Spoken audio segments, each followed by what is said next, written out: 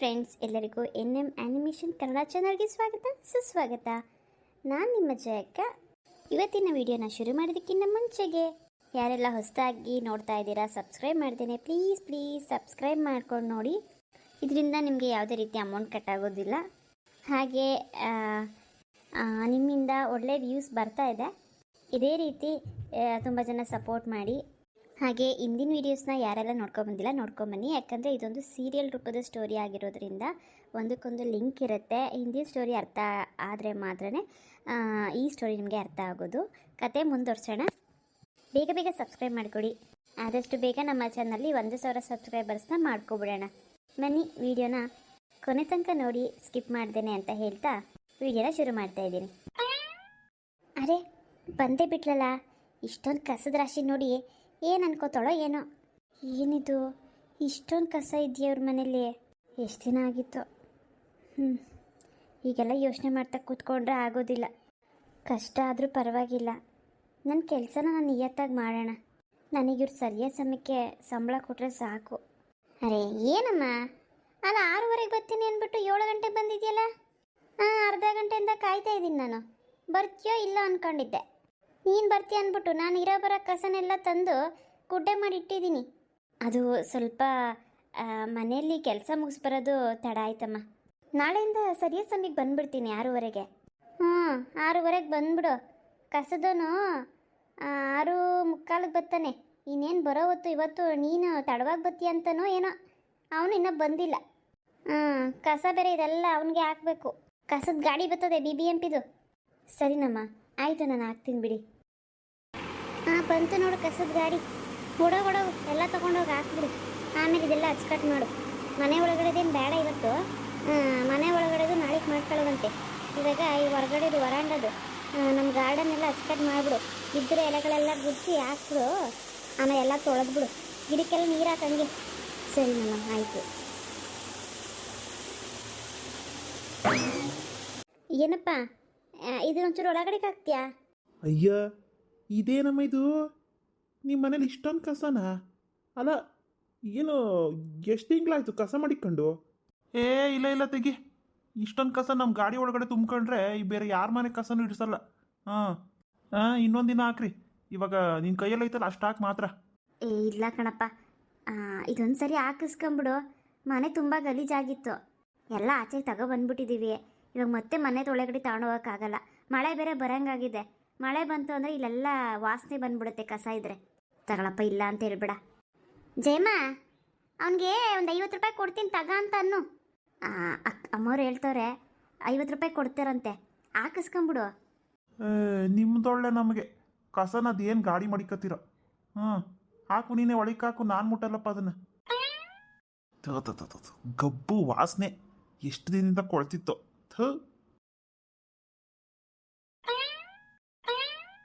ಒಂದು ನಿಮಿಷನಪ್ಪ ಬಂದೆ. ಅಮ್ಮ, ಒಂದು ಯಾವುದಾದ್ರೂ ಒಂದು ಚೀಲ ಇದ್ರೆ ಕೊಡಿ.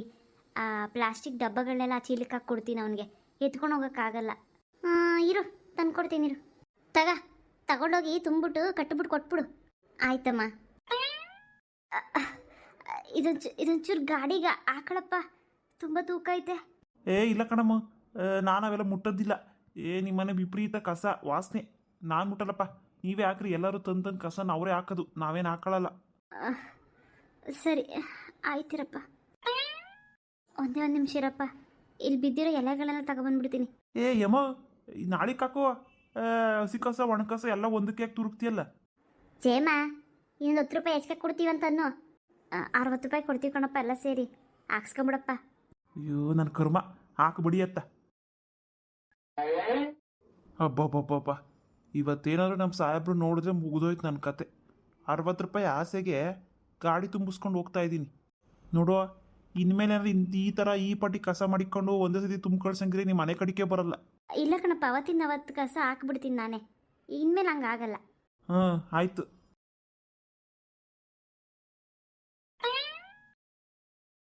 ಅಮ್ಮ, ಎಲ್ಲ ಕಸನೂ ಹಾಕಿದ್ದೀನಿ. ಆಯಿತು. ಇದೊಂಚೂರು ಕಸ ಹಾಕಿದ್ನಲ್ಲ, ಎಲ್ಲ ಸ್ವಲ್ಪ ವಾಸನೆ ಹೊಡಿತೈತೆ. ಒಂಚೂರು ನೀರು ಹಾಕಿ ತೊಳೆದ್ಬಿಡು. ಗಿಡಕ್ಕೆಲ್ಲ ಹಂಗೆ ನೀರು ಹಾಕ್ಬಿಟ್ರು ನೀನು ಹೋಗು. ನಾಳೆಯಿಂದ ಕರೆಕ್ಟ್ ಸಮಯಕ್ಕೆ ಬಂದ್ಬಿಡು. ಆಯ್ತಮ್ಮ, ಆಯಿತು. ಏನವ ಲಕ್ಷ್ಮಿ, ಜಡೆ ಕರೆಕ್ಟಾಗಿ ಹಾಕಿದ್ದೀನಾ? ಟೈಟಾಗಿ ಐತೆ, ಬಿಗ್ಗೆಗೆ ಒಂಚೂರು ಲೂಸ್ ಮಾಡ್ಲಾ? ಇಲ್ಲ ಗಿಜ್ಜಂಟಿ, ಕರೆಕ್ಟಾಗಿ ಐತೆ, ಲೂಸ್ ಏನು ಬೇಡ. ಎಲ್ಲೋ ಜಯಕ್ಕ ಬರಲಿಲ್ಲ ಇಷ್ಟೊತ್ತಾದ್ರಪ್ಪ. ಸ್ಕೂಲಿಗೆ ಬೇರೆ ಒತ್ತಾಯಿತು, ನಿಮ್ಗೆ ಊಟಕ್ಕೂ ಕಟ್ಕೊಡ್ಲಿಲ್ಲ. ಜಯಕ್ಕ ಯಾಕೆ ಇಷ್ಟೊತ್ತು ಮಾಡ್ತೋ ಏನೋ, ಅಲ್ಲಿ ಏನು ಕೆಲಸ ಇದ್ದದು. ಒಂದು ಕೆಲಸ ಮಾಡ್ತೀನಿ, ಮಧ್ಯಾಹ್ನಕ್ಕೆ ಊಟನ ಜಯಕ್ಕನೇ ತಗೊಂಬರ್ತದೆ. ಹಾಂ, ಹೇಳ್ತೀನಿ ಜಯಕ್ಕಂಗೆ ಮಧ್ಯಾಹ್ನ ನೀನೇ ತಗೊಂಡೋಗಿ ಊಟನ ಅಂತ. ಹುಡುಗರು ಊಟ ಮಾಡಿಲ್ಲ ಅಂತ ಹೇಳ್ತೀನಿ. ಮಧ್ಯಾಹ್ನಕ್ಕೆ ನಿಮ್ಮ ಅಮ್ಮನೇ ಬರ್ತಾರೆ. ಆಯಿತು ಗಿರ್ಜಾಂಟಿ. ಗಿರ್ಜಾಂಟಿ, ಅಮ್ಮಂಗೆ ಎಷ್ಟು ಕಷ್ಟ ಅಲ್ವಾ, ಪಾಪ ಅನಿಸುತ್ತೆ ನನಗೆ. ಅಪ್ಪ ಯಾಕೆ ಹಿಂಗೆ ಮಾಡಬೇಕು? ಯಾವಾಗ ನೋಡ್ರು ಅಮ್ಮಂಗೆ ಬೈತಾನೇ ಇರ್ತಾರೆ. ನಮಗಂತೂ ಅಪ್ಪ ಅಂದ್ರೇ ಇಷ್ಟ ಇಲ್ಲ ಗಿರ್ಜಾಂಟಿ. ಮಕ್ಕಳು ಮನಸ್ಸು ಎಷ್ಟು ಒಡೆದೋಗ್ಬಿಟ್ಟಿದೆ. ಇದಕ್ಕೆ ನಾನು ಏನು ಉತ್ತರ ಕೊಡಬೇಕು ಅಂತ ಗೊತ್ತಾಗ್ತಿಲ್ಲ ಲಕ್ಷ್ಮಿ. ಎಲ್ಲ ಅಪ್ಪ ಅಂದರೂ ಹಿಂಗೆ ಇರಲ್ಲ, ಆದರೆ ಕೆಲವರು ಮಾತ್ರ ಹಿಂಗಿರ್ತಾರೆ. ಯಾಕೆ ಅಂತ ನನಗೂ ಗೊತ್ತಿಲ್ಲ. ಅವ್ರಿಗೆಲ್ಲ ತಲೆ ಕೆಡಿಸ್ಕೊಂಬೇಡ, ನಮ್ಮ ಜೀವನ ನಾವು ನೋಡ್ಕೋಬೇಕು.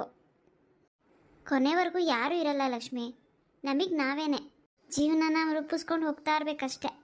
ಆದರೆ ನೀವು ಮಾತ್ರ ನಿಮ್ಮ ಜೀವನನ ಹಾಳು ಮಾಡ್ಕೋಬೇಡ್ರಿ. ನಿಮ್ಮಪ್ಪ ಹೇಳಿದ ಮಾತನ್ನು ಕೇಳಬೇಡ್ರಿ. ನಿಮ್ಮಮ್ಮ ಹೆಂಗೆ ಹೇಳ್ತಾರೋ ಹಂಗೆ ಕೇಳ್ರಿ. ಅಯ್ಯೋ ಗಿಜ್ಜಿ, ನೀನೇ ರೆಡಿ ಮಾಡಿಬಿಟ್ಯಾ? ತುಂಬ ಉಪಕಾರ ಆಯಿತು ಕಣೆ. ನನ್ನ ಮಕ್ಕಳು ಎಲ್ಲಿ ರೆಡಿ ಆಗದೆ ಹಂಗೆ ಇರ್ತಾವೋ, ಸ್ಕೂಲ್ಗೆ ಎಲ್ಲಿ ಹೊತ್ತಾಗ್ತದೋ ಅನ್ಕೊಬಿಟ್ಟೆ. ಅಲ್ಲಿ ಇವತ್ತು ಹೋಗಿದ್ನಲ್ಲ ಕೆಲಸದ ಮನೆ ಹತ್ರ, ವಿಪರೀತ ಕಸ ಇತ್ತು ಕಣೆ ಅವ್ರ ಮನೇಲಿ. ಎಲ್ಲ ಈಚೆಗೆ ತಂದಿಟ್ಬಿಟ್ಟಿದ್ರು. ಅದಕ್ಕೆ ಕಸದವನಿಗೆ ಅವ ಕಸ ಎಲ್ಲ ಬಾಚಿ ಕೊಟ್ಟು ಅಲ್ಲೆಲ್ಲ ಗುಡಿಸಿ ಸಾರಿಸಿ ಬರೋದ್ರು ಸ್ವಲ್ಪ ತಡ ಆಗೋಯ್ತು. ಗಿಜ್ಜಿಗನ ಒಂದು ಮಾತು ಹೇಳಿ ಬರಬೇಕಿತ್ತು ಅಂತ ಅನ್ಕೋತಾ ಇದ್ದೆ. ನೀನೇ ಬಂದ್ಬಿಟ್ಟಿದ್ಯಲ್ಲ, ಹೆಂಗೋ ಹುಡುಗರು ರೆಡಿ ಮಾಡ್ದಲ್ಲ. ಅಯ್ಯೋ, ಹೊತ್ತು ಬೇರೆ ಆಗ್ಬಿಡ್ತು. ಹುಡುಗರಿಗೇನೋ ಅಡುಗೆನೇ ಮಾಡಲಿಲ್ಲ ನೋಡು. ಇರೋ ಒಂದು 10 ನಿಮಿಷ ಇರ್ರಿ, ರೊಟ್ಟಿ ಗಿಟ್ಟಿ ಮಾಡಿಕೊಟ್ಬಿಡ್ತೀನಿ. ಬೇಡ ಜಯಕ್ಕ, ರೊಟ್ಟಿ ಗಿಟ್ಟಿ ಎಲ್ಲ ಏನು ಬೇಡ. ಇನ್ನು 5 ನಿಮಿಷ ಬೆಲ್ ಹೊಡಿತದೆ ಸ್ಕೂಲು. ನೀನು ರೊಟ್ಟಿ ಮಾಡಿ ಅವ್ರು ಬಾಕ್ಸ್ಗೆ ಹಾಕೋಷ್ಟರಲ್ಲಿ ಒತ್ತಾಗ್ಬಿಡ್ತದೆ. ಬೇಡ, ಅವ್ರಿಗೆ ಒಂಚೂರು ಮಂಡಕ್ಕಿ ಇತ್ತಲ್ಲ ಅದನ್ನೇ ತಿನ್ನಿಸಿದ್ದೀನಿ. ಮಧ್ಯಾಹ್ನಕ್ಕೆ ಊಟ ನೀನೇ ತಗೊಂಡೋಗ್ಬಿಡು ರೊಟ್ಟಿ ಗಿಟ್ಟಿ ಮಾಡ್ಕೊಂಡು. ಇನ್ನೂ ಟೈಮ್ ಐತಲ್ಲ. ಒಳ್ಳೆ ಕೆಲಸ ಬಿಡು, ಹಂಗೆ ಮಾಡ್ತೀನಿ. ನಡೀರಿ ಮತ್ತೆ ಸ್ಕೂಲಿಗೆ ನಡೀರಿ. ಸರಿನಮ್ಮ, ಹೋಗಿ ಬರ್ತೀವಿ. ಕಣವಾಯ್ತು. ನಿಮ್ಮಪ್ಪ ಇನ್ನೂ ಎದ್ದಿಲ್ವಾ? ಅಪ್ಪ ಅಲ್ಲೇ ಹೋಯ್ತು ಕಣಮ್ಮ. ನಿಮ್ಮಪ್ಪ ಅಲ್ಲೇ ಎದ್ದು ಅದನ್ನ? ಅಲ್ಲ, ನೀವು ರೂಮಾಗಿದ್ದಿದ್ದು ನಿಮ್ಮಪ್ಪಂಗೆ ಗೊತ್ತಾಗ್ಲಿಲ್ವಾ? ಅಯ್ಯೋ ಜಯಕ್ಕ, ಎಲ್ಲ ಗೊತ್ತಾಯ್ತು. ರಾಡ್ಡ ಅಂತಾನೆ ಆಗೋಗ್ತಿತ್ತು ಇವತ್ತು. ಬಿಡು, ನಾನು ಹೇಳ್ತೀನಿ, ಹುಡುಗರು ಮೊದಲು ಸ್ಕೂಲ್ಗೆ ಹೋಗ್ಲಿ. ನಡೀರಪ್ಪ, ಎಲ್ಲ ಸ್ಕೂಲ್ಗೆ ನಡೀರಿ. ಸಾಯಂಕಾಲಕ್ಕೆ ಬರ್ತಿರಲ್ಲ, ಅವಾಗ ಮಾತಾಡೋಣ. ಇವತ್ತಾಗಿದ್ದೆಲ್ಲ ಮರ್ತು ಬಿಡ್ರಿ. ಇನ್ನೊಂದು ಸತಿ ಇನ್ಯಾವತ್ತು ಹಿಂಗೆ ಆಗಲ್ಲ. ನೀವು ಹೆದರ್ಕೋಬೇಡ್ರಿ, ಹೋಗಿ ಬರ್ರಿ. ಸರಿ ಅಮ್ಮ, ಹೋಗಿ ಬರ್ತೀವಿ. ಬಾಯ್ ಮಮ್ಮ. ಆಯ್ತಪ್ಪ, ಆಯಿತು, ಹುಷಾರು. ಗಿಜಿ, ಏನಾಯ್ತು ಅಂಥದ್ದು? ಇವ್ರು ಯಾಕೆ ಒಂಥರ ಮಕ್ಕ ಮಾಡ್ಕೊಂಡವ್ರ ಮಕ್ಕಳು? ಅಲ್ಲ, ಅಯ್ಯಪ್ಪ ಇನ್ನೂ ಎದ್ದಿರಲ್ಲ ಅನ್ಕೊಂಡಿದ್ದೆ. ಇಷ್ಟು ಬೇಗ ಎದ್ಬಿಟ್ಟು ಹೋದ್ನ? ಏನು ಮಾಡಿದ್ನೆ, ಏನು ಮಾಡಕೊಳ್ತಿದ್ನೆ? ಅಯ್ಯೋ ಜಯಕ್ಕ, ಅದು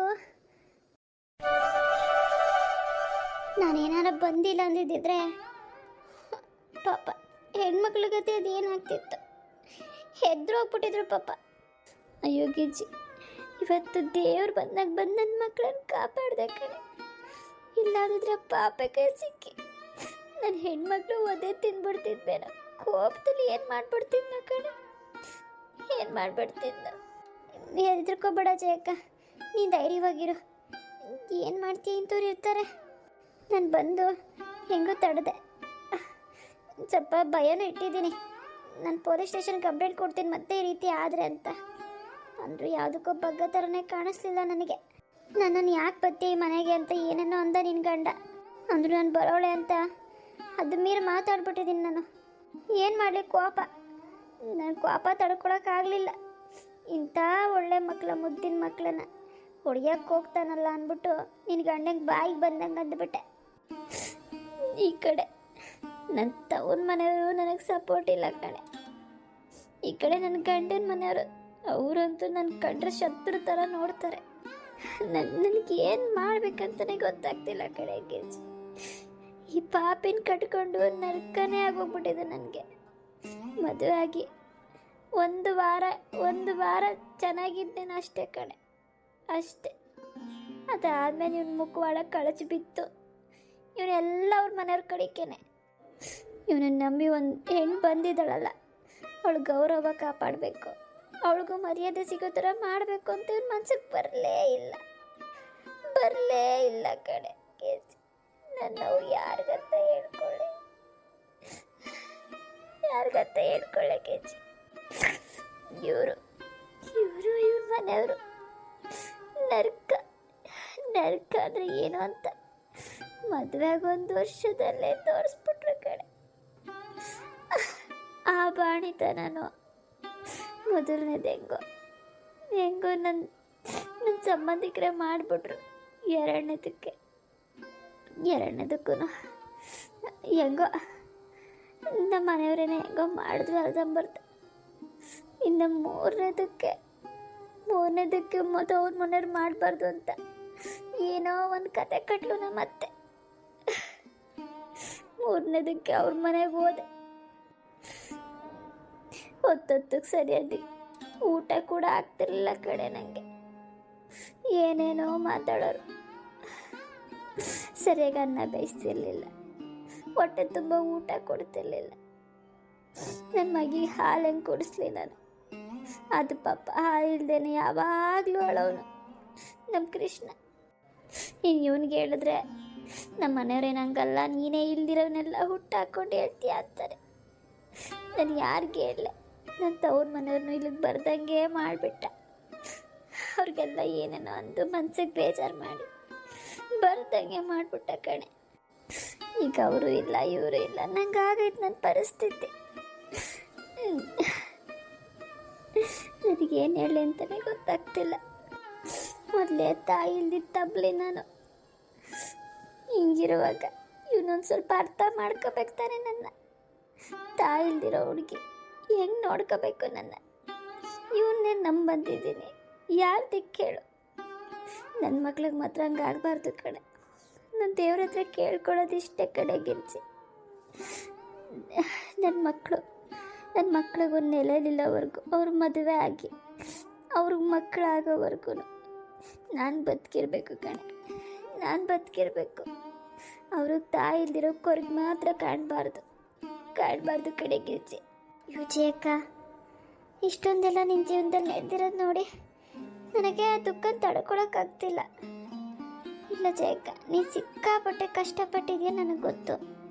ಆದರೆ ಏನು ಮಾಡ್ತೀಯ, ಕರ್ಮ ಫಲಗಳಂತ ಇರ್ತಾವಲ್ಲ, ಅನ್ಭವಿಸ್ಬಿಟ್ಟಿದ್ದೀವಿ. ದೇವ್ರಿಗೆ ಕಷ್ಟಗಳನ್ನ ಯಾಕನ ಕೊಡ್ತಾನೋ ಅನಿಸ್ಬಿಡ್ತದೆ ಒಂದೊಂದ್ಸತಿ. ಎಂಥ ಪಾಪಿಗಳು ಹೆಂಗೋ ಸುಖವಾಗಿರ್ತವೆ. ನಿನ್ನಂಥ ಒಳ್ಳೆಯವಳಿಗೆ ಈ ಥರ ಅನ್ಯಾಯ ಆಗೋಯ್ತಲ್ಲ. ಹೆದರು ಬೇಡ ಜಯಕ್ಕ, ನಿನಗದೇನು ಕಷ್ಟ ಇದ್ಲಿ, ನನ್ನಿಂದ ಏನು ಸಹಾಯ ಆಗ್ತದೋ ಹೇಳು, ನಾನು ಮಾಡ್ತೀನಿ. ನಿನ್ನ ಜೊತೆಗೆ ಯಾವಾಗಲೂ ನಾನು ಇರ್ತೀನಿ, ಚಿಂತೆ ಮಾಡಬೇಡ. ನಿನ್ನ ಗಂಡ ಬಂದು ನಿನ್ನ ಮೇಲೆ ದಬಾಯಿಸ್ಬೋದೇನೋ ಈಗ. ನಾನು ಇಲ್ಲೇ ಇಲ್ಲ. ಬೇಡ ಕಣೆ, ನೀನಿದ್ರೆ ಸರಿ ಹೋಗಲ್ಲ. ಜಗಳ ಇನ್ನೂ ಜಾಸ್ತಿ ಆಗ್ತದೆ. ಎಷ್ಟೊತ್ತಂತ ನನ್ನ ಜೊತೆಲಿ ಇರೋಕ್ಕಾಗ್ತದೆ ಹೇಳು? ನೀನು ಹೋದ್ಮೇಲೆ ಇನ್ನೂ ದೊಡ್ಡ ಗಲಾಟೆ ಮಾಡಿಬಿಡ್ತಾನವನು. ಅವಳನ್ನು ಕರ್ಕೊಬಂದು ಇಟ್ಕೊಂಡಿದ್ಯಾ, ಇವಾಗ ಕರ್ಕೊಬ ನೋಡೋಣ, ಯಾವಾಗಲೂ ಇಲ್ಲೇ ಇರ್ತಾಳೆ ಅವಳು ಅಂತ ಅಂದ್ಬಿಟ್ಟು ದೊಡ್ಡದಾಗೆ ಮಾತಾಡ್ತಾನೆ. ಬೇಡ, ಸುಮ್ಮನೆ ಯಾಕೆ? ಯಾವತ್ತಿದ್ರು ಏನಾದರೂ ಅಂತಾನೆ ಇರ್ತಾನೆ, ಅಭ್ಯಾಸ ಆಗ್ಬಿಟ್ಟೈತೆ ನನಗೆ. ನೋಡೋಣ ಬಿಡು.